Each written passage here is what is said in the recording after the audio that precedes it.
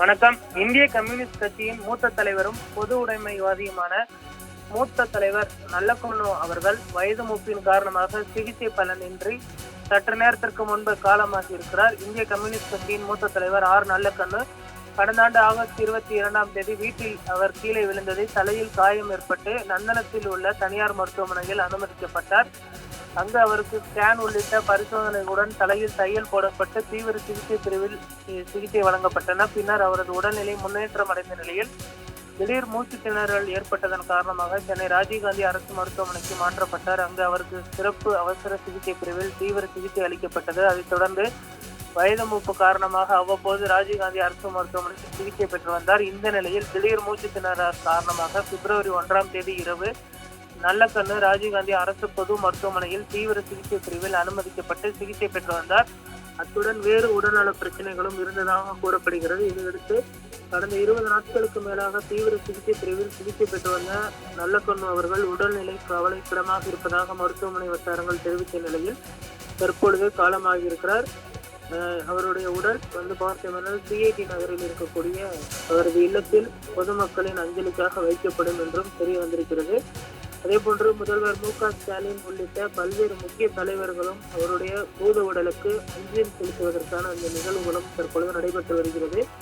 யார் இந்த நல்லக்கண்ணு என்று பார்த்தோமேனால் 1925ஆம் ஆண்டு டிசம்பர் 26ஆம் தேதி தூத்துக்குடி மாவட்டம் ஸ்ரீவைகுண்டத்தில் பிறந்த நல்லக்கண்ணு சிறு வயதிலிருந்தே போராட்ட களத்தில் ஈடுபட்டவர்.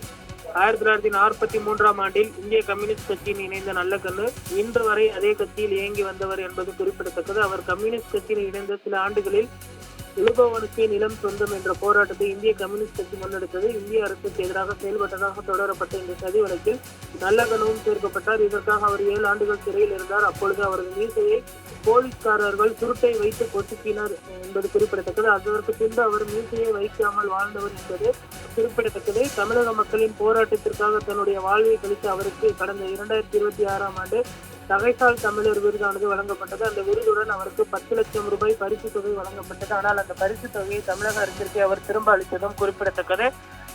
தன்னுடைய பணமான 5000 ரூபாயும் சேர்த்து முதலமைச்சரின் நிவாரண நிதிக்கு நல்லக்கண்ணு வழங்கினார். முன்னதாக அவரது 80வது பிறந்த நாளை முன்னிட்டு 1 கோடி ரூபாய் வசூலித்து கொடுத்தது கம்யூனிஸ்ட் கட்சி. ஆனால் அதை அந்த மேடையில் வைத்தே கட்சிக்கு அதை திருப்பி கொடுத்தவர் நல்லக்கண்ணு. மிகவும் எளிமையாக வாழ்ந்த ஒரு மக்கள் தலைவர் என்றே சொல்லலாம்.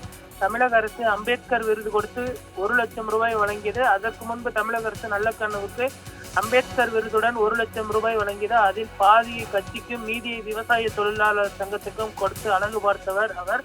பல்வேறு காலகட்டங்களிலும் இது போன்ற விருது தொகை கொடுத்தால் அதை திரும்ப கட்சிக்கோ அல்லது தமிழக அரசிற்கோ கொடுத்து விடுவதுதான் அவருடைய பழக்கம்.